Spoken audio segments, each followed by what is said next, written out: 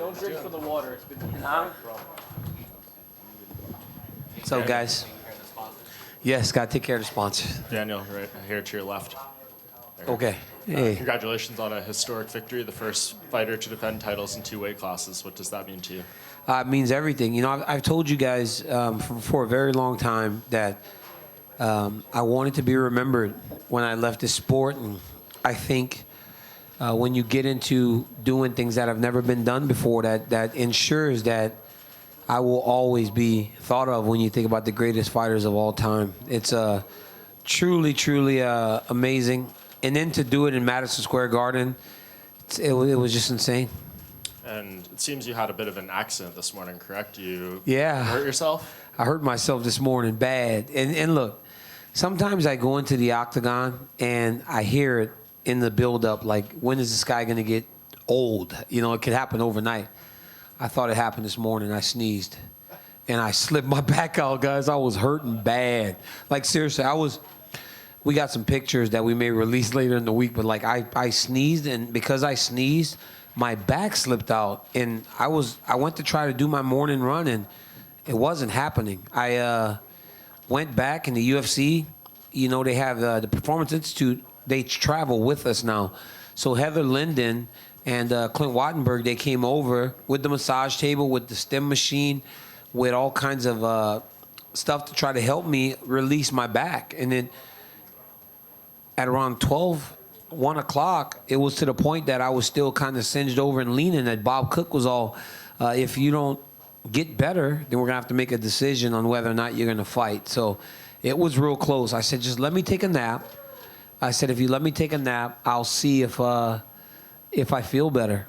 And I woke up and went for a walk. And when I went for a walk and got active, my back started to release a little bit. It was very scary because I really had no idea how we were going to explain that one. Like, I mean, I was like, I don't know how we're going to explain this. Like, that I sneezed and hurt my back. That's getting old. That's what that is. Right. And so your performance wouldn't have shown it. Did you feel, as good as you could have in the octagon against Derek? Well, once I started feeling better, I just really kind of turned up the feeling better. I mean, sometimes you can almost mentally make yourself feel better. But again, this is three-week training camp, and generally when I'm in fight camp, at about 3 weeks, my back does kind of go bad, and then I have to take a few days off to recover. But I usually have 5 weeks left of training. Just so happened that it happened on the day of the fight.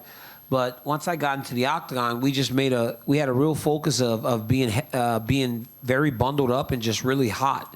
Once I got warm, I mean, my locker room the temperature was at about 85 degrees because once I got warm, I needed to stay warm. I was wearing old busted up sweatpants, Oklahoma State wrestling sweat top, because I needed to make sure that once I got hot and I got sweating, I didn't cool down, because when your back's bothering you, when you cool down, it's over. Like, you are done for the rest of the afternoon. It would have been unfortunate if I was done for the rest of the night. Yeah, that's crazy. So going forward from here, it seems like the Brock Lesnar fight is next. The UFC just announced its schedule for next year. There's UFC 235, which is beginning of March, 2 weeks before your birthday. Dana said he wants you to take some time off after taking this fight. So does that seem like that could be the last one, the farewell fight? Yep, that could be the retirement fight for old DC. That's crazy, right? When you start to think about it. Talk about having an opportunity to go out on an all-time high. Headlining in Vegas against Brock Lesnar. Before I turned 40, 2 weeks before my birthday, have my biggest fight. Yeah, it's crazy. But I'm glad that he wants me to take some time, because I stepped up on short notice. And honestly, I've fought 3 times this year with 3 finishes. 3 championship fights, 3 finishes. I've had a big year, probably one of my more active years that I've had in a long time.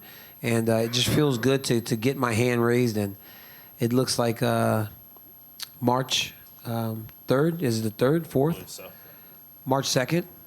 Yeah. So March 2nd, 2019 could be the last time you guys see me fight in the octagon. Well, that's sad to hear. But in terms of the actual fight against Brock himself, how do you see this thing going? I mean, is this a guy that can test you, or do you see yourself being very dominant against him like you have in some of, majority of your fights? I think he can test me. I mean, he's a big, strong guy, and his wrestling kind of cancels out my biggest advantage over most people. This guy's an NCAA wrestling champ. He's a 4-time All-American, was second as a junior, 2-time junior college national champion. I mean, Brock is a beast, man. I know I talk a lot of trash about him, but he is a real-life beast, and he's a guy that is going to really push me, and I'm excited about it. Could you imagine the visual? I mean, me standing across the octagon from Brock Lesnar. It's going to be insane, but it's also going to be fun, and it's another opportunity for me to test myself in the octagon, because that's what I'm doing. Right now it's about tests, and fighting these bigger guys is always a test. I just want to talk about the fight. You, in the post-fight interview, you talked about getting caught and that you were blinking for about 30 seconds. Yeah. Can you talk about that exchange? I don't know what happened exactly. I think when I picked his leg up, he punched me. Now, I did that with Rumble, and Rumble hit hard, but not like this dude. When this dude hit me, I was like, holy smokes. I don't know if he just threw it as hard as he possibly could or what, but it was powerful. I was like, wow, Derek Lewis is really powerful. I was like, I need to stay on this dude's legs. So I just kept wrestling. I just kept wrestling.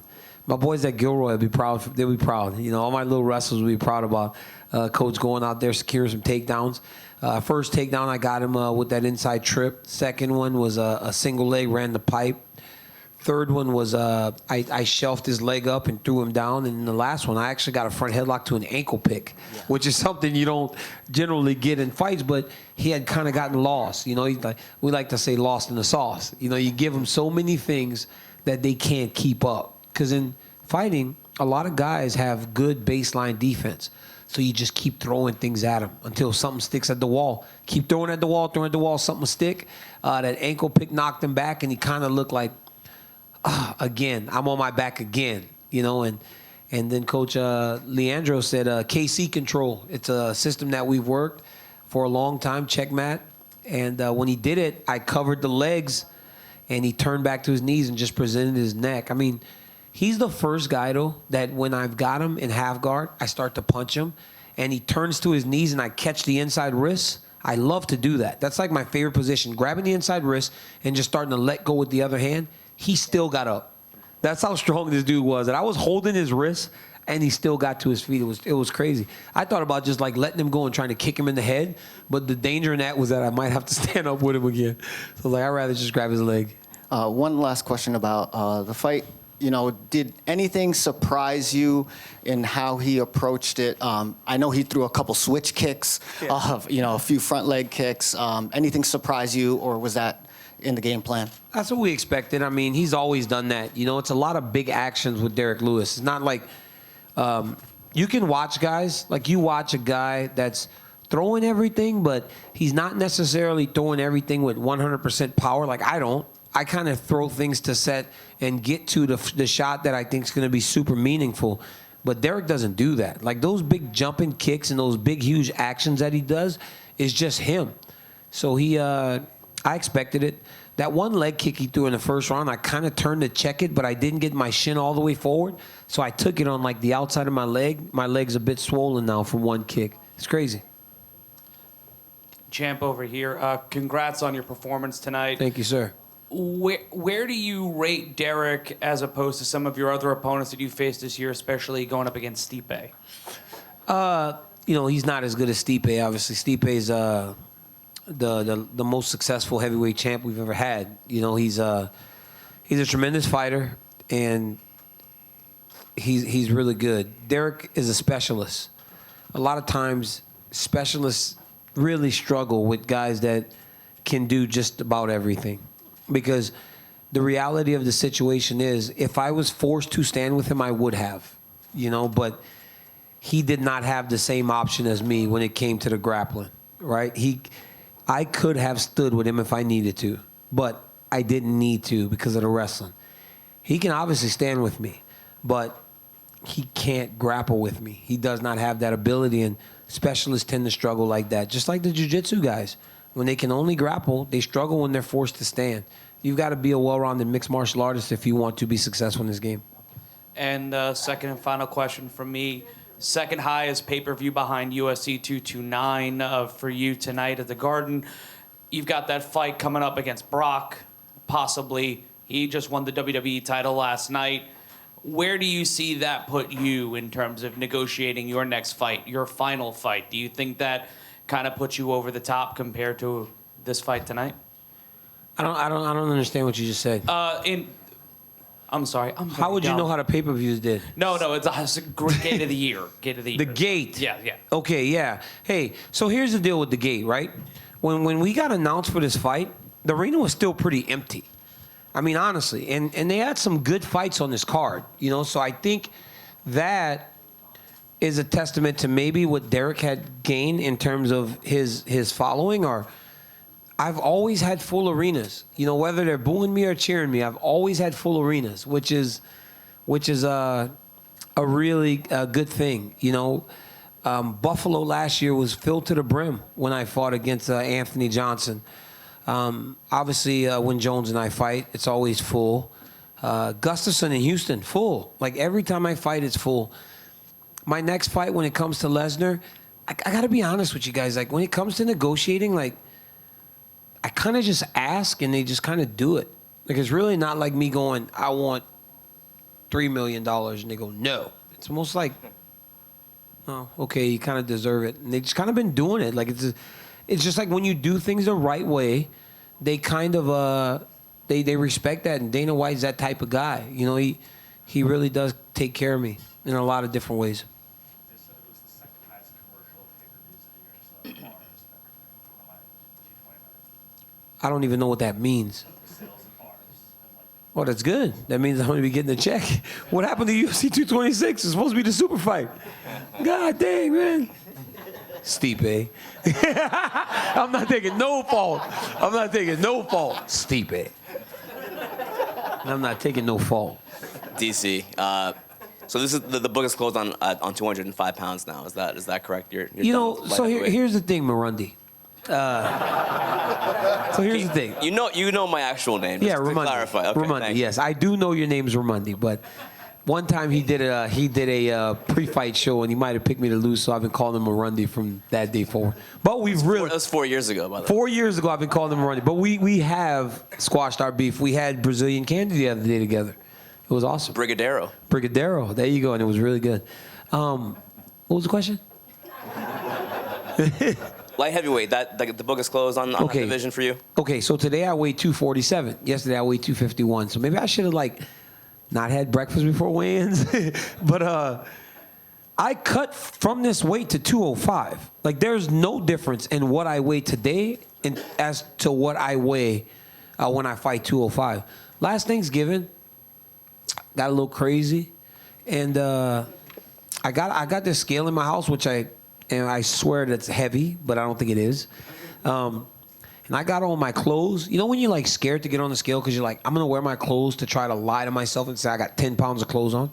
And it said I weighed 260 pounds the day after Thanksgiving, and I weighed in at 205 on January 19th to fight Volkan. So I mean, I know how to make. I'll go cut the weight if I have to, but that won't happen for anyone. That'll only happen if Lesnar isn't available, and then I get to fight Jones. It's the only way. The reason I ask is I asked Jones about this yesterday at the press conference, and he doesn't seem too keen on giving you a shot at 205 or heavyweight. Giving me a shot.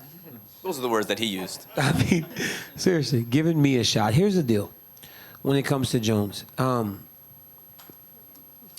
it's hard for me to really take anything seriously because you say, I don't want to give you a shot, and you don't deserve it. I beat you. He said he knocked me out, which he did. And you guys know I've always said he won the fight. And he once put a video up of a little girl kicking a girl in the head. I said, look, man, she set that kick up perfect. But you who are on steroids, dog, you can't use that. It's the same thing.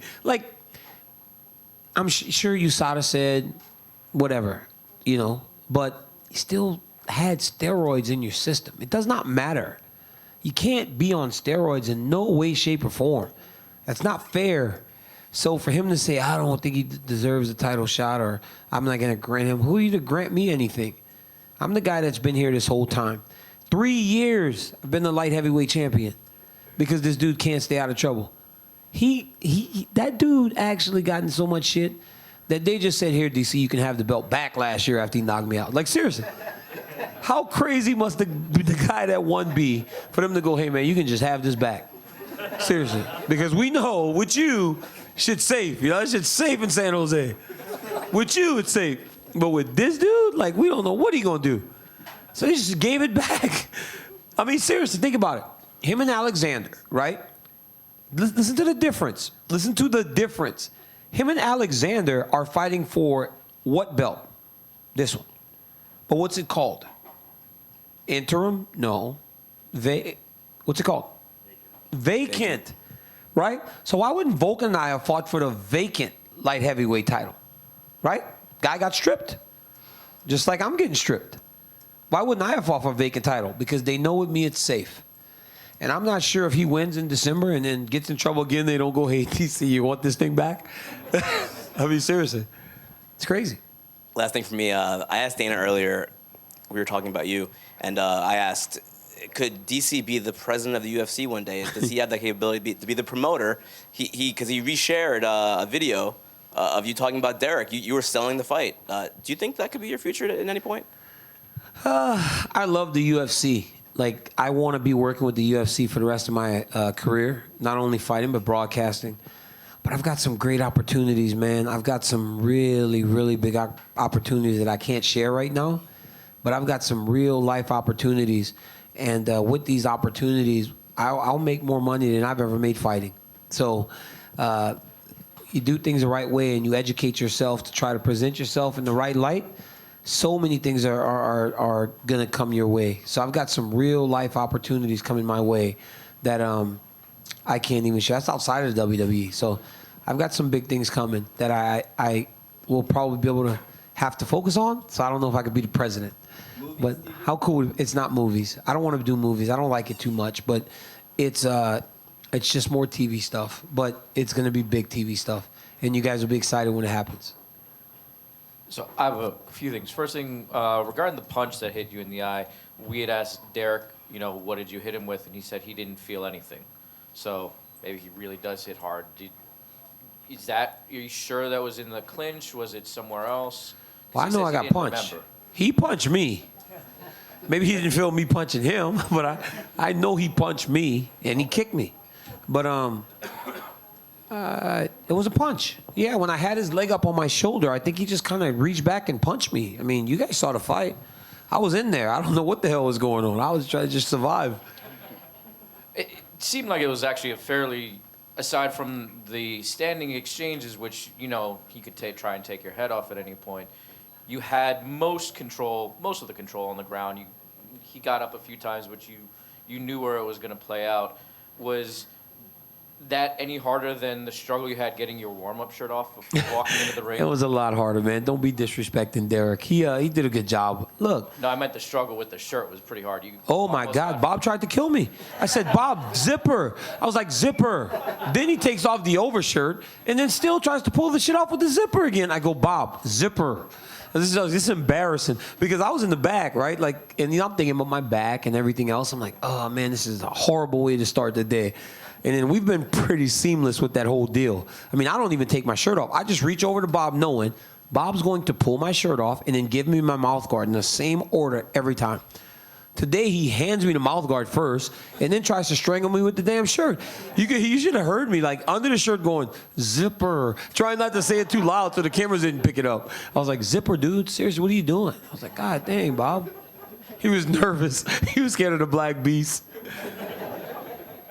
And the final question is, you said you'll only go down to 205 Jones. What happens if Gustafsson wins and Lesnar doesn't make it, maybe? Then I guess I'm fighting Stipe again, I guess. It's not happening for anybody but Jones, regardless. Yeah, at 205? Yeah. Yeah, for sure. It's the only one. But if Lesnar can't fight and Jones loses, I'll fight Stipe. If it's not Lesnar at heavyweight, it'll be Stipe. Like, he deserves a rematch. I mean, I never said he didn't. And I've always said it'll be him, if not Lesnar. I just didn't want to fight him on 3 weeks' notice. I mean, you got to understand that. Like, I didn't. We wouldn't put our best product out there if it was him and I on 3 weeks. So it's better to have a full camp if we do it again. DC, to your right. How you doing? Sort of a broader question, but it's just kind of remarkable. We're living in an age where a lot of UFC stars are like trying to get ahead by pushing back against the promotion at times, sometimes successfully, sometimes not. You don't ever seem to do that. You actually seem to work with them in tandem, and I mean, it's just sort of remarkable. Like, is there a lesson to infer from that? Yeah, I mean, it's that conflict doesn't always work, right? Conflict doesn't always work. Now, there have been times where I've been pissed off. Like, I'm not going to sit here and pretend I got pissed off when Jones got reinstated. And they tried to call me, and I wasn't very nice in the conversations that we had with them or USADA. I mean, there have been times where we haven't agreed on things. It's just that after I talk, most times with Dana, you know, we sit down and we talk about things and we hash it out, and it works. It just kind of works. Like, I'm not a young guy. You know, I'm an older guy that understands that it's usually better to try to resolve things than to continue down the path of just being just in conflict. So it just works.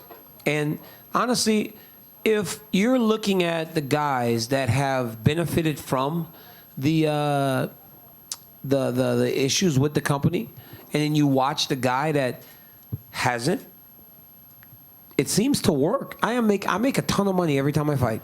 Every time I fight, I make a ton of money. And when I don't make a ton of money fighting, I'm making a ton of money calling fights or doing something else for the UFC. It works. There's no reason to. I mean, it just closes so many doors, because then you become hard to work with. It's like any other job. And I'm not sitting here like saying I don't have my issues, because I do. And I'm very vocal about my issues. They're just not public. As I don't talk about the arguments I have with my wife or with my parents or anybody, I don't need to talk about the issues I have with the UFC. I did that post about USADA, and that was bad. Like, USADA was like trying to figure out what the hell I was doing. They're like, yo, man, you when you say things, it does have value. So when you're doing this, it's a problem. And then I spoke to them and the UFC and everybody, and we kind of understood. I made two people that I like a lot. The lady that tested me in San Jose, I've been tested more than anybody. And because of all the things I said, they were at the gym one day to test me, and they were just like nervous. They're usually so warm and like engaging to me. They were both just kind of sitting in the corner, almost not sure of how I would treat them, because I was so openly negative towards the company that they work for. And I told them, I go, I'm over that, you know. I was mad a few weeks ago. I'm fine. I get over things quick.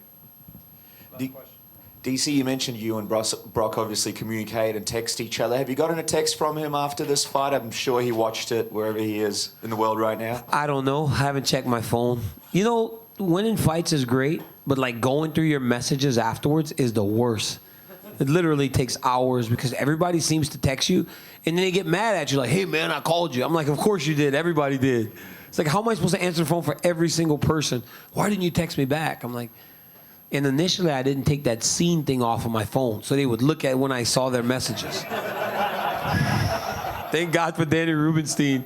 He told me how to take it off. Like, they would see scene, and I'd be like, I know you saw it. I'm like, no, I didn't. They're like, dude, screen grab. Like, you saw my text, and I'm just like, I dead silent.